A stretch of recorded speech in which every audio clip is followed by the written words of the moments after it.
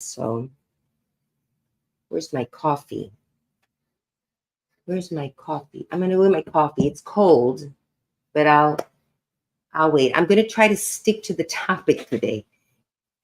You know, guys, I really do have to do a channel. Unfortunately, I don't want to do ASMR. I'll be honest with you. Some of you say, "Oh, you're so good at it, you should do it." I'm not inspired by ASMR. At the time, I thought, "Oh, easy way to make money, whatever." But there's so much ASMR out there, and okay, I snap gum, and some people like my voice, so that's my. I guess I could do some gum snapping now and then, but it's not. I'm not going to make a career out of ASMR at this age. I'm almost 60. You know, in a few years, when you get to be my age, you start rounding up. That FYI for those of you who are under 30. You know, when you're a teenager, you lie up.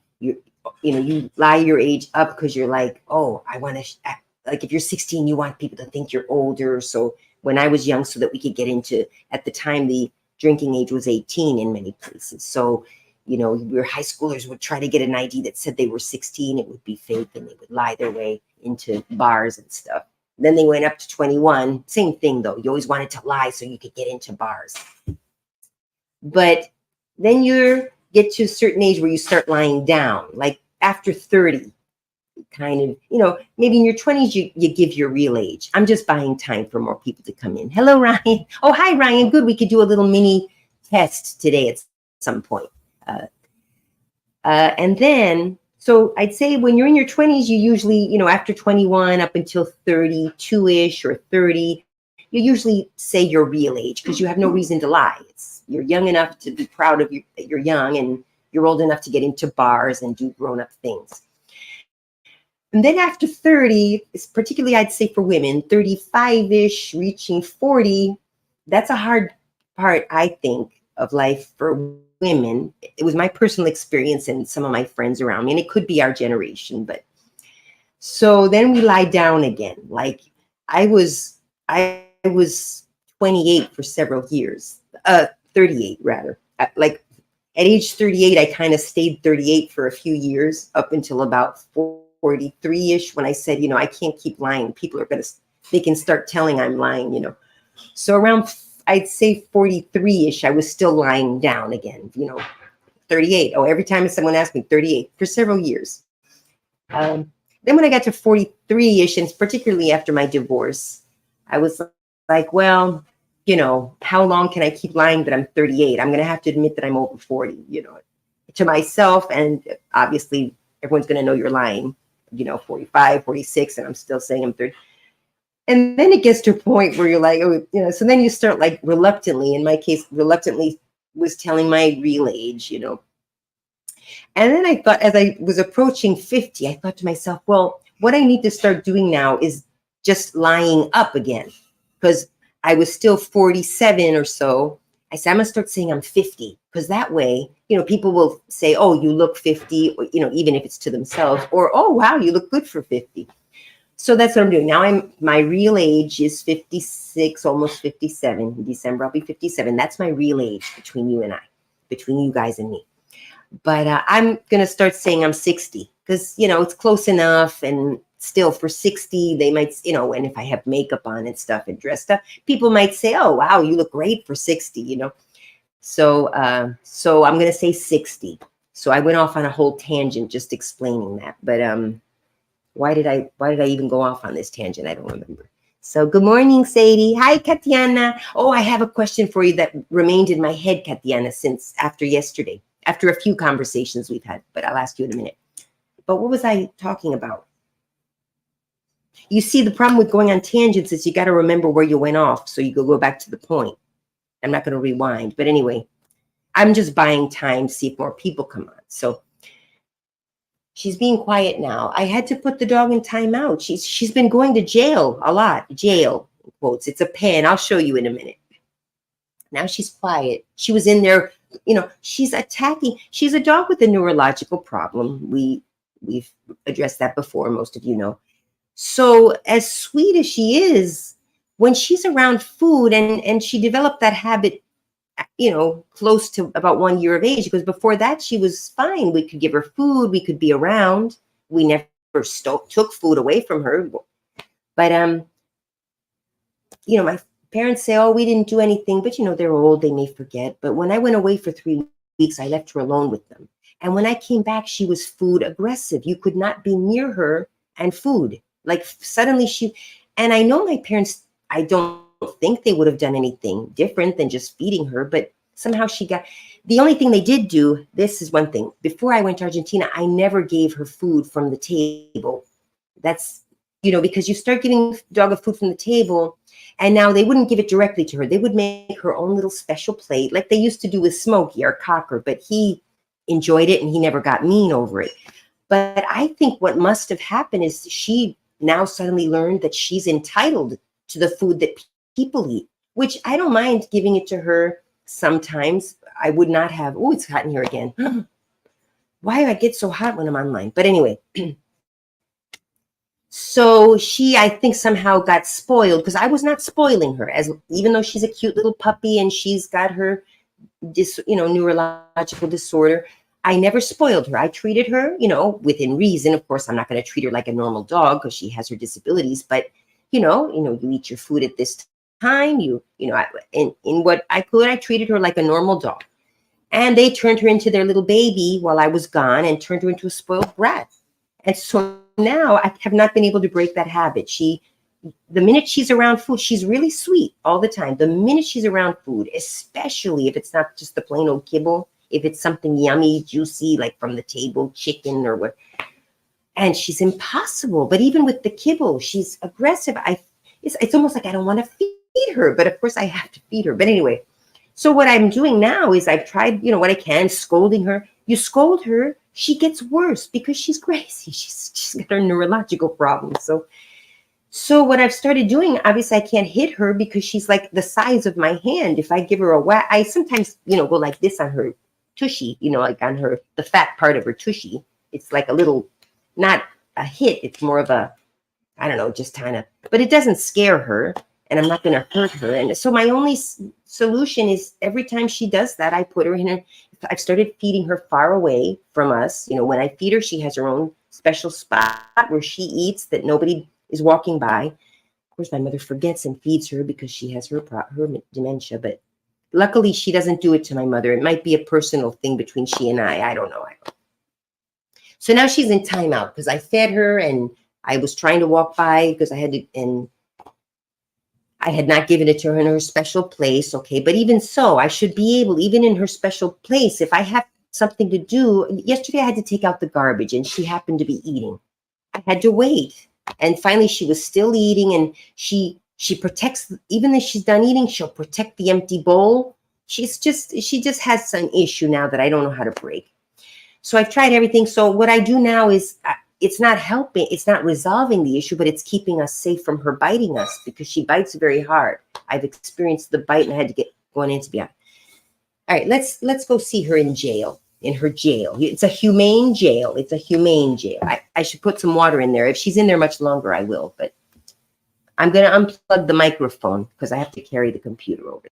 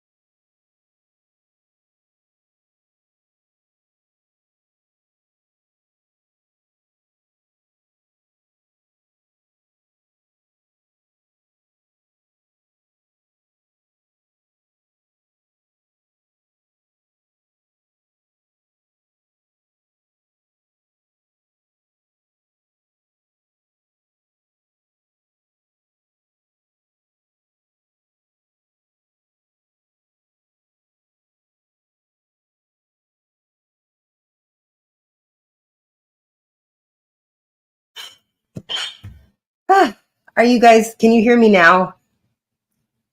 All right. Well, good Lord.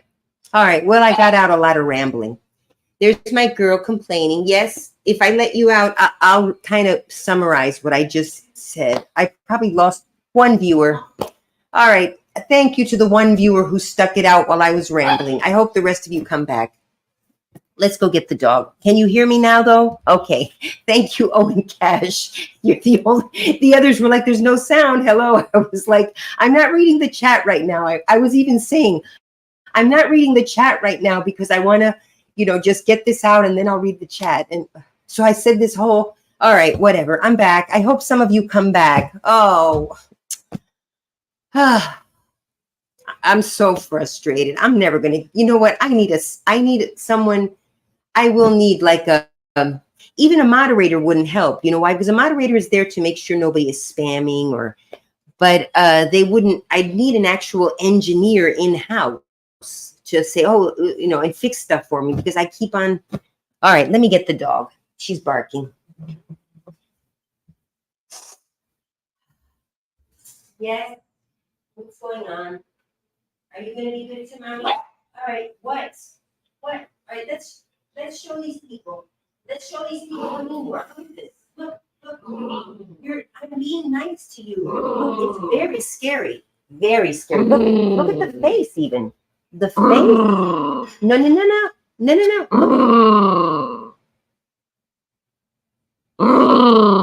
You want everyone to see how mean you are? Look at that face. That is terrorizing. Look at that. Oh, you're back. Thank you, guys. She's a mess. But I'm scared. If I can remember my face will be gone. I'm not. It's no joke. All right. So you're going back in timeout. I'll put some water in here. Hello. You're gonna stop? All right. Just to show you how she's cute. She's cute. She's like the Gremlins. She's cute, and then she turns into a monster. She's Dr. Jekyll, Mrs. Hyde. Miss Hyde. All right, will you stop now? And I even thought I could make money with showing how mean she is, but people are going to tell me I'm being cruel or something. So putting her back in. Go in there. You're in prison. Don't behave. See, she's in prison. And that was the whole point of this, that I've just been rambling for hours with no one listening. Oh,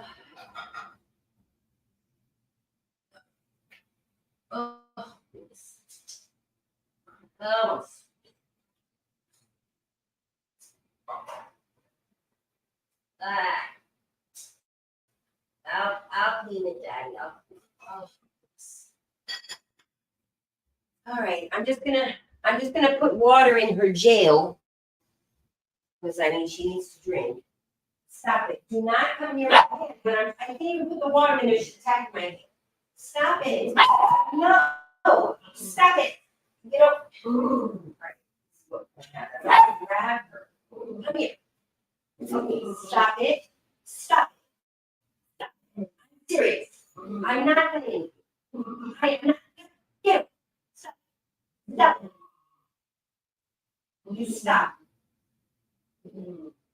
Here's your water. All right. Behave. Behave. I'm so ashamed. You embarrass me in front of all my viewers.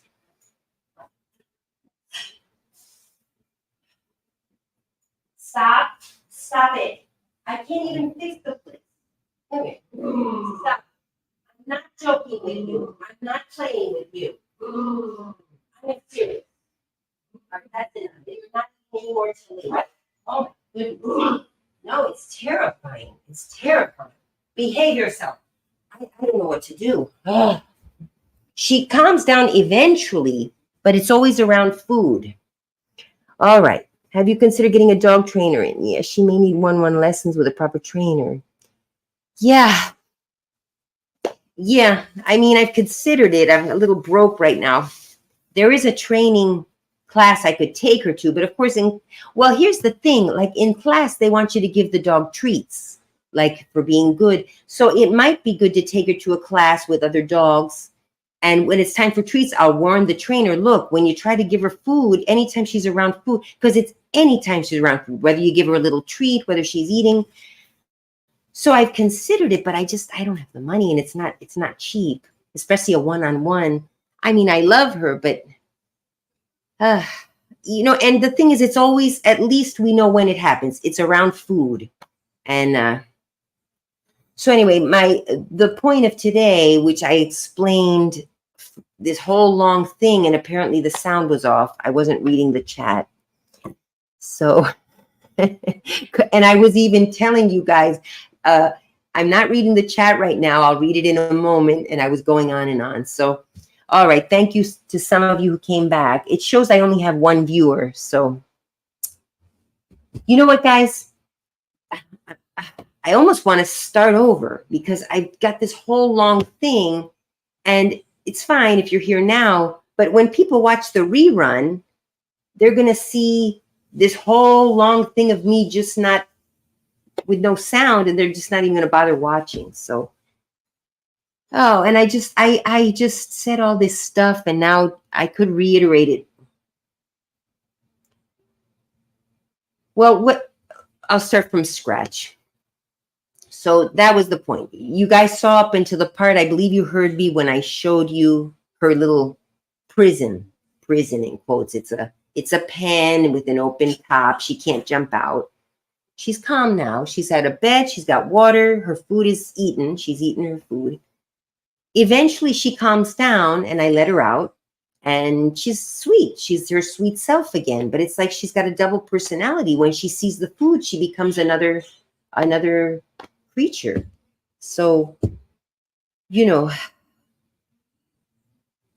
anyway, and I explained the whole theory as to what I think happened and why she turned like this, because it was when I went to Argentina for a few months. The air conditioning is on, but I went to Argentina for 3 weeks and left her with my parents, and they spoiled her. They started feeding her food from the table, which I never did. As cute as she is, and as her little disorder, I always treated her like a dog, but kindly and with love. But I always treated her, and they treat our dogs always. They treat our dogs like they're children. And the Cocker Spaniel we had, who passed away recently, a few months ago, we had him put to sleep. They did the same with him, but he was sweet. He ate the food at the same time as they did. They would eat lunch and make a little plate. Even sometimes I tell them, look, some of that stuff is not good for dogs. But anyway, that dog, he enjoyed his life. He had a wonderful, and he enjoyed it, and he was spoiled, but he was sweet at least. But she became a monster when they started spoiling her. So, and now I can't, it's hard to break the habit. They no longer give her her special little plate although I did leave her for about a week recently when I went to Maryland, and I think they started doing it again. So let me check on this air conditioning. But anyway, before I go do the air conditioning, my whole thing was I started kind of seeing my situation with her and comparing it to humans, and how we put humans in prison, and how some humans go to prison, learn their lesson, come out, and are productive. They maybe even committed very horrible crimes, even murderers sometimes. Go to prison, they, whatever, they're reformed. They come out and they're wonderful people. Even some of them become mentors to young kids who may be going down the wrong path, and they're able to mentor them to avoid doing that. So anyway, I'll be right back. And then others, you put them in jail and they come out and they keep doing horrible things. So.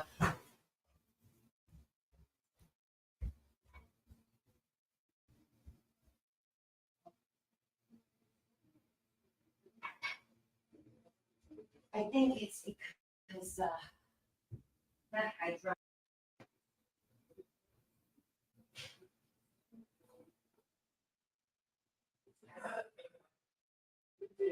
No. Yeah.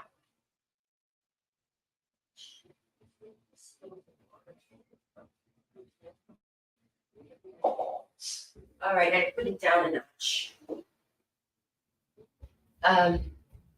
My father's cooking there, and what happened? She's in out for a while, she calms down, and then I let her out eventually, and she's good. But it takes her a long time. So, but I am considering the group classes, and while in the group, because those are more reasonable, I did find out about both, and and I'll talk to the trainer in class because it wouldn't hurt her to learn, have a little, even if she doesn't learn much because it's hard, because she's walks, funny and she has the neurological. She'll have fun with the other dogs, and being in class, and I can get social life too because I don't do anything, and I'm a little depressed again about uh, something that happened years ago, but I started thinking about it again today and I got depressed, but not depressed, I'm just a little sad about it. But it's because I need a social life outside of, and it doesn't mean dating. It means going out and doing a dog training class in a group. And then I could speak to and of course he'll probably suggest, well, you should get the one-on-one trainer. We're in America. But no, I did meet the trainer and I told him I may be going to the classes. I need to find some time. Now we're going north for a while and for Thanksgiving and all.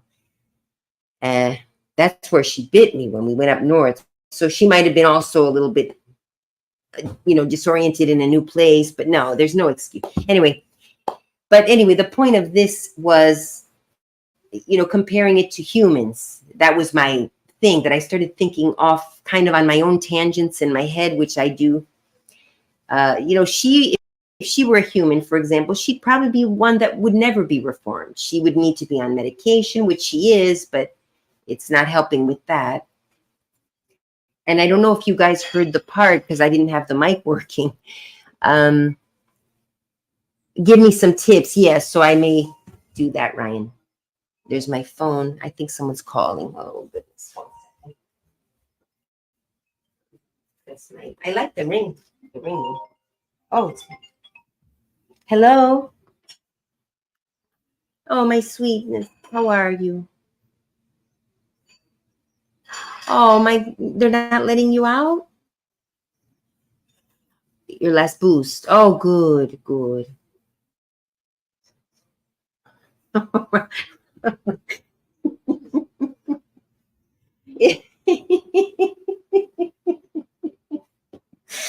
Oh, um,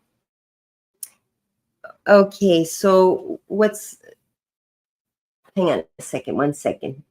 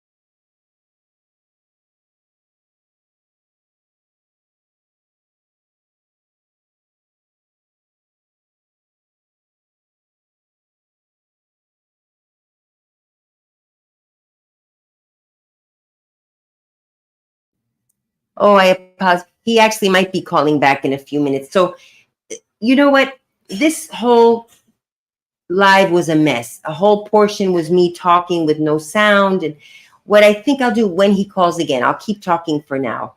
When he calls again, I'm going to try to do this again because I was going to try to stay on topic this time. I said, I was thinking about this live. Can you guys hear me before I keep going?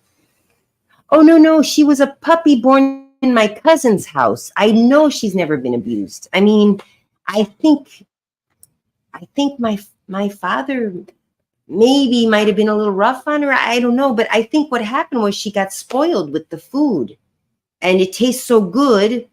But I don't know. Or he might have accidentally, but my father, when I say rough, sometimes they say, hey, get out of my way. But like kind of like a, how fathers with their sons will say, hey, big guy, let's get, kind of rough in that sense, which isn't rough. It's sort of how men will sometimes interact. They'll be, I'm not saying, but they'll like play fight, a father with son. But, obviously the father will be light with him. Hang on, someone's,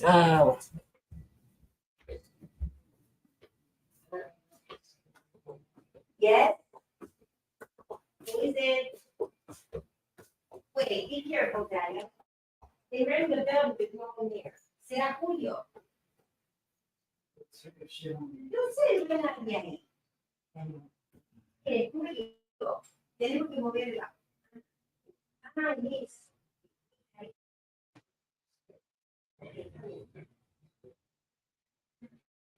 Okay, here, come in.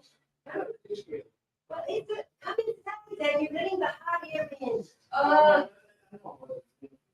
Entra, por favor.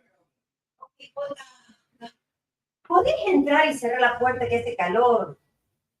Oh, it was just a delivery.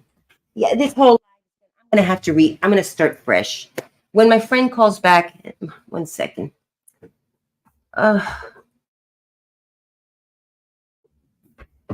I'm hot as heck. And he was standing there with the darn door open and letting all the hot air in. Guys, this is completely going nowhere. I had planned this to be a very organized, I'm going to tell them about the dog, and then we're going to transfer over to how it can relate, the similar situation, but to humans and how humans go to prison. And we were going to kind of have a friendly debate about both sides of the issue of the death penalty. Eventually, I was kind of thinking it might lead towards, well, then what do? You can't heal the problem. That was my intention. And to have kind of an informed debate, with no insulting back and forth, because some people agree with the death penalty, some don't. And, just see where it goes, but in a friendly, but it turned into a huge mess, and plus my friend might be calling back. So for now, I got to change the name of this live, first of all. Her physical condition could be causing her pain. That's true. But yeah, first I'm going to change the name of this stream because it's no longer what I was planning it to be. So hang on. It never is. But yeah, no, Leona was born in my cousin's house. Can I change the name? Leona. And, my cousin didn't have her pet spayed, and the dog was, got pregnant. What is the purpose of prison? All right, well, I guess I could talk about it, but people are going to come in expecting another issue. That's why I wanted to change the name. But let's see, edit, banners, private chat. How do I know I can change the name while online somehow. But there, he's calling again. Guys, I'm going to end it. This has been a mess. After I speak, it's not him, it's someone else. I'll let her leave a message. I will call her back. You see, if I want to make money on social media, I've got to stick to a topic. I can't be all over the place. And anyway, I won't end the call now, but when my friend calls back, I might end the call and just try to do it again later. See, tomorrow I'm interviewing Ryan, now that you're here. Actually, I did a sound test yesterday, Ryan, and everything went perfectly. So let's hope But if anyone wants to do another sound test today, I'm happy to have someone on. But I'll talk about Leona now. Always verify the sound in the beginning. That from now on, especially when I unplug the microphone, because that's how it started. I went to take you to see the dog. I came back. I plugged it back in. I thought it was working. And then I just went off on the whole other. So, no, Leona was born in my cousin's house. She didn't spay her dog. Now she did, but it's too late. And Leona was actually the second litter that she'd had for not spaying her dogs. It was another dog. Her first dog was a dachshund. It had a friendly neighbor dog. In Argentina, these dogs run around loose. They shouldn't, but it's still a little bit third world. And so the dogs run around loose around the neighborhood. And so her dog got hooked up with the neighbor's dog, who was a dachshund mix with a whole, which I now learned the different mixes they are because I had her DNA tested, but it's part dachshund, part poodle, part all these other breeds, like little splatter here and there of other breeds. So, but yeah, her father is a dachshund poodle mix. Her mother's a dachshund. So she's got a lot of dachshund in her and a lot of poodle, 30% poodle, 40% dachshund, and a sprinkle of other interesting things. But anyway, that's a whole lot. That's on her Instagram if you want to follow her on Instagram. So she was born there. My cousin went to great lengths because the other puppies were healthy, but she came out with this problem. Oh, but that was the grandmother of her. So the first litter. So then the litter, they gave those puppies away. They kept one. That one of them looked a lot like a purebred dachshund. It was a mix, of course, but it looked very dachshund as well. So they kept that one. So you had the mother and the daughter living together happily. They spayed the mother. Obviously, what you're supposed to do, you're supposed to spay the daughter too. So they didn't spay the daughter dog. And there's also a belief in some cultures that dogs have to have one litter before you spay them, your pet. I disagree, and veterinarians also disagree, but not that, but no, because you're still creating more dogs, and all those dogs you're still having dogs on the street. You need to spay your dog before she has any kind of litter. Maybe you want to wait till the first time she has a heat, which they say is not necessary either, but okay. But then make sure you're careful that she doesn't get pregnant after that first heat. But so anyway, what happened was the daughter of the original dog was running around the neighborhood, met up with her own father. Ugh, gross. And the same father got to the daughter. So she is, and she looks almost exactly like her father, but a miniature, because we know who the father is. We have pictures. Who the father very likely is, looks exactly like her, and a lot of the puppies look like him. So, but the other puppies came out healthy, but she came out, who knows what genetic messes they have. I hope all those puppies don't have babies, but she came out. So there's one belief is that maybe she was, she's a genetic mess up, so she's like that because of that. And another could be that she was squished because there were 4 puppies in a very small dachshund dog, a dachshund mix. So the dog was very small. She had 4 puppies that were, normal size, but it might be that she just happened to be unfortunate to be squished and her brain got no oxygen or something. But no, my cousin treated her even better than the other puppies because she had this problem. So she was the one everyone felt sorry for. So she got special treatment. She got hand fed because she couldn't eat on her own. The cousin made sure she always got to the milk, because she would get kind of pushed to the side. In nature, she would have obviously died.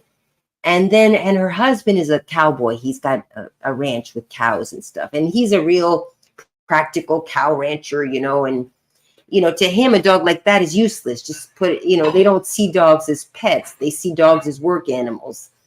And, and even though he bought a little dachshund for his daughter, because once he had children, of course, he now saw the other side of animals, and his daughter loves animals. So, but he still considers dogs to be work animals. And if they're useless, especially one that can't even run around by herself. And so his suggestion from the beginning was, let's just, humanely put her down. He wasn't even thinking of going to the vet. Farmers know how to kill animals quickly without any pain. I mean, it sounds, if you're not from the country, like I'm not, country, I mean, out there with the animals, and you can't imagine that. But really, there are humane ways that it's not putting them to sleep, but it's very quick, that they don't feel anything. But anyway, that was what he was going to do if he would have had the permission from his wife, which thank goodness is my cousin, who I know would never. But no, but even so, eventually said, look, I'm giving you a time limit, because, and I agree, I understand his point. The other dogs, because she was not able to be toilet trained, the other dogs were smelling what she was doing, and the other dogs who were once toilet trained were now also doing it in the house. And it was just a mess. Like, as soon as you clean up, one would go, the other one would. It was horrible, and you can't live like that. I mean, so he kind of said, he had, and the other puppies were there also, but they were able to find homes for the other puppies. And my cousin was like, oh, what do I do? And in the meantime, though, I didn't do it because of that. I had already fallen in love with her, and I kind of wanted my own little dog. We had the Cocker Spaniel still, but I went on a visit to Argentina, and and then the minute I saw her, I was like, oh, she's mine, because first of all, puppies that are healthy run around, and you got to chase them, and you got to have a lot of energy to keep up with them and give them the exercise they need. I said, she's perfect for me, because I'm at an age where I want a little puppy. I want a small dog. I was thinking to myself, even before I found her, I said, the minute I see a dog that's perfect for me, I'm just going to adopt it. I had just decided, because I really we had Smokey, but he's a big dog, which, we took in because a friend of mine passed away, and that's all great. And I loved Smokey, but I felt like having a dog that I could pick up that wasn't all slobbery. Smokey was a very slobbery dog, that I could hold and not get all slobbered on. And dachshunds, at least in my experience, are not as slobbery. And I didn't know exactly what breeds she were. Poodles also are not as slobbery, but dogs with kind of loose skin, I don't know, that's my impression. So anyway, I saw her, and I said, she's perfect, because she's not quick. She's not a quick puppy, but she's playful within what she's capable of. And I just felt that she was perfect for me. So, and it was what I was waiting for, because I had seen other dogs, but I said, no, that dog has a lot of energy. Jack Russell Terriers forever, for example. Oh, that's my friend. Okay, guys, I'm going to end the live. I'm going to speak to my friend. 1 second. Oh, hi, Robert. So how's everything? Okay. 1 second. I just have to close something here.